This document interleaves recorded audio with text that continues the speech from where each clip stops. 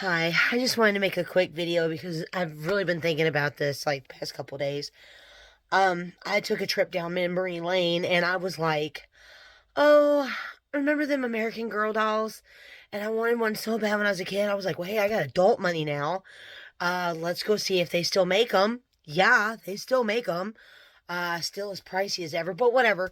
But they do. They make one for everything. They've got like the disability American Girl. They got the African American, the Chinese. They've got all the different ethnicities. They've got all the little disabilities. You know what they don't have?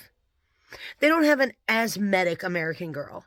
So I wanted to reach out to American Girl and say, can you please make an asthmatic American Girl?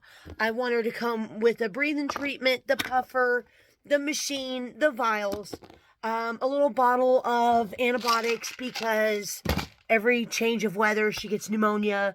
It would be really great if you could make it like if you squeeze her hand or squeeze her, she would go. That would be fabulous. She needs to be a little heavier set. Maybe some stubble because, you know, after years of steroids, of surviving, it does give you a little facial hair there. Her little book can consist of how her whole life they told her she would grow out of it, and she didn't. And she sounds like a T-Rex when she laughs.